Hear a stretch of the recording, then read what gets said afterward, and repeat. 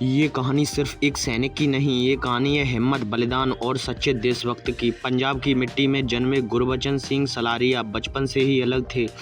जहाँ बाकी बच्चे खेलकूद में लगे रहते थे, वहीं उनके अंदर एक अलग सी आग थी देश के लिए। उनके पिता भी सेना में थे और घर का माहौल ऐसा था जहाँ देशभक्ति कोई सिखाई नहीं जाती थी, वो जी जाती थी। छोटे गुरबचन जब सैनिकों की वर्दी देखते थे तो उनकी आंखों में एक अलग सी चमक आ जाती थी। एक दिन मैं भी वर्दी पहनूंगा और अपने देश के लिए लड़ूंगा। उन्होंने नेशनल डिफेंस एकेडमी और फिर इंडियन मिलिट्री एकेडमी में ट्रेनिंग ली। यह सफ़र आसान नहीं था। सुबह 4 बजे उठना, कठिन फिजिकल ट्रेनिंग, मानसिक मजबूती की परीक्षा, लेकिन उन्होंने कभी हार नहीं मानी। उनके साथी कहते थे, Salaria never give up no matter how tough the situation is. वो सिर्फ एक सोल्जर नहीं बनना चाहते थे, वो बनना चाहते थे एक लीडर जो अपने लोगों को इंस्पायर करे। 1960 के दशक में कॉन्गो क्राइसिस चल रहा था। इंडिया ने यूनाइटेड नेशन के साथ मिलकर शांति मिशन भेजा। कैप्टन सलारिया की यूनिट को भी वहां भेजा गया। यहाँ कोई साधारण युद्ध नहीं था, यह था पीस कीपिंग मिशन, जहां हर कदम पर खतरा था। रेबल्स बहुत खतरनाक थे, भारी हथियार, संख्या में ज़्यादा और बेहद आक्रामक, लेकिन कैप्टन सलारिया के अंदर डर नाम की कोई चीज़ ही नहीं थी। 5 दिसंबर 1961 यह वो दिन था जब एक युवा कैप्टन ने दुनिया को दिखा दिया कि सच्ची बहादुरी क्या होती है। रेबल्स ने एक स्ट्रेटेजिक एरिया को घेर लिया। अगर उन्हें नहीं रोका जाता तो हालात और बिगड़ जाते। कैप्टन सलारिया के पास 16-17 सैनिकों की एक छोटी सी टीम थी, दूसरी तरफ सैकड़ों दुश्मन। कोई भी सामान्य इंसान होता तो पीछे हट जाता, लेकिन उन्होंने एक फैसला लिया, हम पीछे नहीं हटेंगे, हम हमला करेंगे।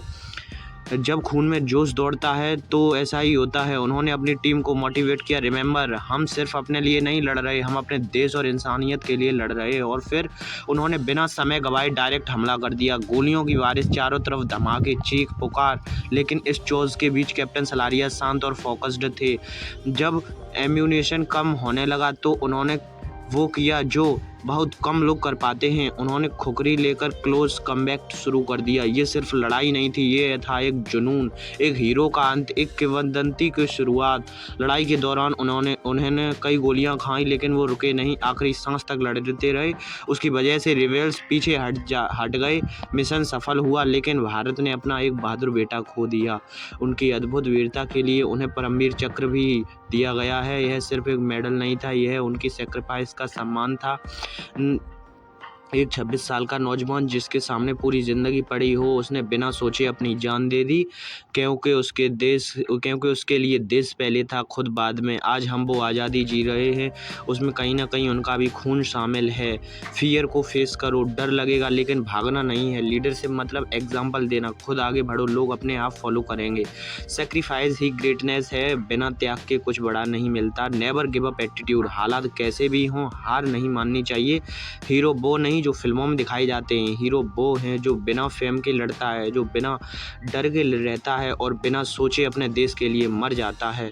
कैप्टन सलारिया एग्जैक्टली ऐसे ही हीरो थे। आज भी जब उनका इंडियन आर्मी में चर्चा होती है तो उनके अंदर एक नई एनर्जी आ जाती है। हमारे सैनिक उनसे बहुत ही मोटिवेट होते हैं। उनकी कहानी हमें याद दिलाती है, ज़िंदगी लंबी नहीं बड़ी होनी चाहिए। और कैप्टन गुरबचन सिंह सलारिया की ज़िंदगी छोटी ज़रूर थी, लेकिन बड़ी बहुत थी। तो ऐसी ही स्टोरी सुनने के लिए फ्रेंड्स चैनल को सब्सक्राइब कर लीजिए और वीडियो को लाइक करना ना भूलना और वीडियो को सब्सक्राइब कर दीजिए। जय हिंद फ्रेंड्स।